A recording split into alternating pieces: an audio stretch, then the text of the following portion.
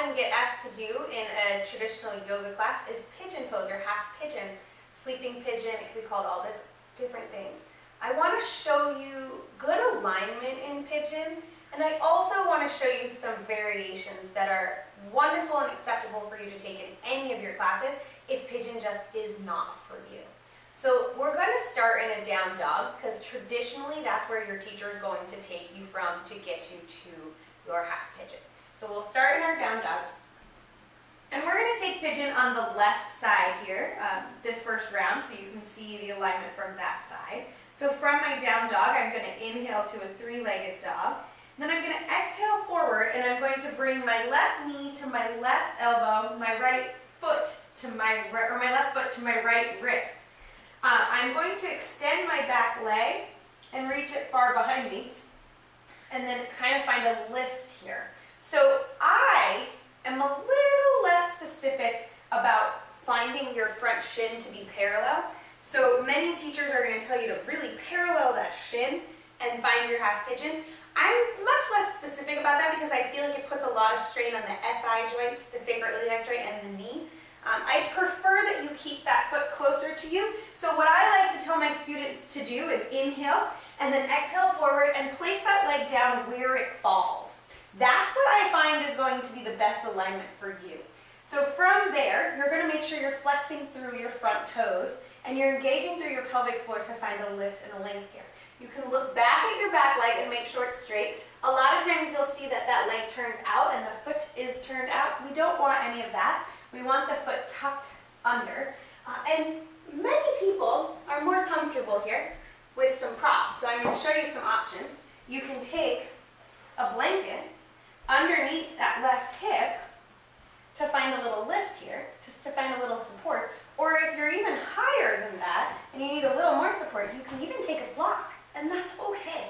Blocks and props are here to support us, and we want to use them. So once we find that length and lift in our pigeon, many times you'll be asked to fold forward.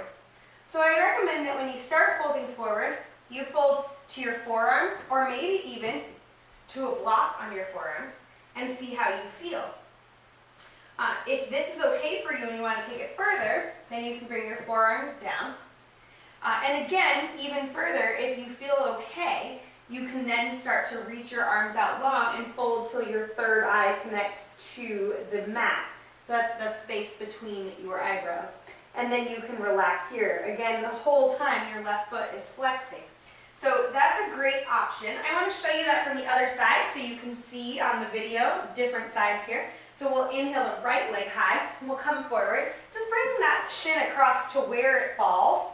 And I'm going to make sure my left leg is extended nice and long. I have that lift and length here. And then from here, once I find that engagement, my right foot is flexed, then I can start to begin to fold forward. So that would be a traditional half pigeon. I'm going to show you a seated option, and I'm also going to show you a supiner on your back option. So your seated option is fire lock pose. So for fire lock pose, you're going to take, for instance, if they're telling you to do your left leg, I would do my left leg on the bottom. You're going to take your left leg and make it parallel to the mat, flex your left foot, and then I'm going to cross my right foot up and over. And then I like to take my hands to my feet and push them, or my hands behind me and find a lift. But you're flexing through both feet, you're feeling an opening in both hips. So then when this teacher goes, and if you're open enough here, you can actually fold forward. But make sure you keep a long spine to do that. So what I don't want you to do is fold here.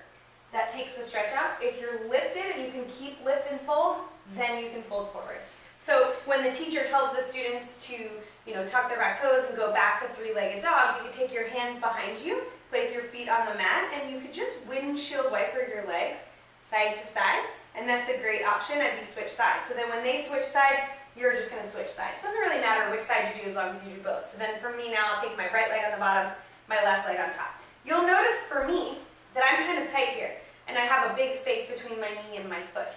So if I'm doing fire lock pose, I prefer to take a block and put that between my knee and my bottom foot. It just allows me a little bit more support, and I can release into that stretch a little bit. So taking my hands to my sides or my back to find that lift, maybe folding, maybe taking my hands to the bottom of my feet. That's fire log pose. So that's modification number one. And the second option for modification is supine figure four. So we're going to come all the way down to our backs. And again, the leg that I lift is going to be the leg that they're doing. So if they're doing the left leg, I'm going to keep my right leg planted. I'm going to lift my left leg and cross that ankle up and over the top of the right thigh. My left toes are flexed. This might be enough of a stretch for you. If it is, you just stay right here and breathe. If you need more, you can begin to wrap your hands through and around your right thigh, behind the thigh, not around the shin. That's going to, put some unneeded strain on the knee. And then you're just going to pull in, feeling this stretch through the left hip. Breathing here.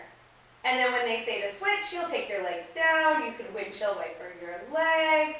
And then you'll just switch sides. So then the right leg will cross up and over the left. And you can pull in here. So either of those variations are completely acceptable for you to do in any of your yoga classes. If you're feeling that half pigeon is not right for you, I urge you to not stress about paralleling that front shin in half pigeon and also using any props that you feel you need to support you in pigeon.